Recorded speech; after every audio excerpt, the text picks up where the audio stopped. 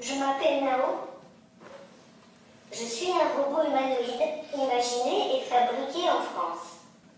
Il y a plus de 1500 Nao en utilisation tout autour du monde, dans les universités et laboratoires.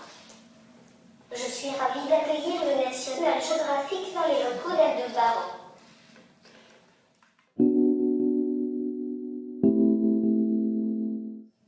D'abord, il est mignon.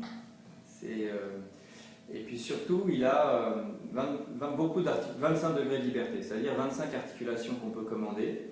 Donc on connaît la position et qu'on peut mettre à n'importe quelle position, et donc lui faire toute la gestuelle que vous avez pu voir. Et ce qui en fait de lui un robot autonome plus qu'un automate, c'est qu'il est équipé de capteurs et d'un ordinateur embarqué. Donc avec ses caméras, avec ses micros, il est capable de prendre en compte ce que vous voulez, ce qui se passe dans l'environnement, et en fonction de ça, d'adapter son comportement. Alors l'idée de l'inventeur et du fondateur d'Aldebaran Robotics, Bruno Maisonnier, c'était de mettre des robots chez les gens. C'est un passionné de robotique depuis très longtemps.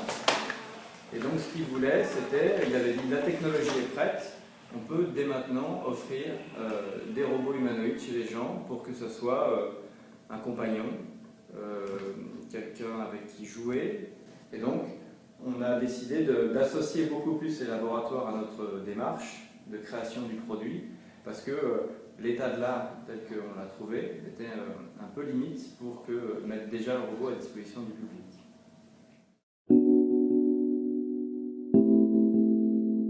Aujourd'hui, on voit déjà pas mal de prothèses intelligentes qui peuvent se connecter quasiment aux signaux nerveux et qui font qu'une personne dont les deux bras avaient été amputés est capable à nouveau de manipuler les objets de son environnement. Donc ça existe dans des laboratoires, ça existe à type expérimental, il y a des gens qui ont ça chez eux, c'est pas encore très répandu, mais ça commence à exister, et ça c'est une voie qui va ne faire que progresser.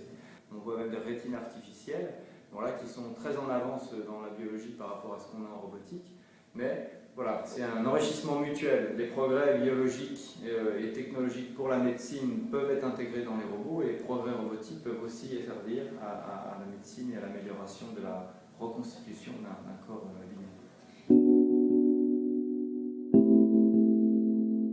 La robotique étant qu'un objet intelligent parmi tant d'autres, le plus spectaculaire et le plus visible, mais bientôt, demain, votre frigidaire sera aussi intelligent que nos robots, il comprendra ce qu'il y a dedans, ce que vous pouvez préparer à manger. Voilà, donc cette interaction machine qui est très visible avec les robots, elle va vraiment se répandre dans tous les objets qui nous entourent.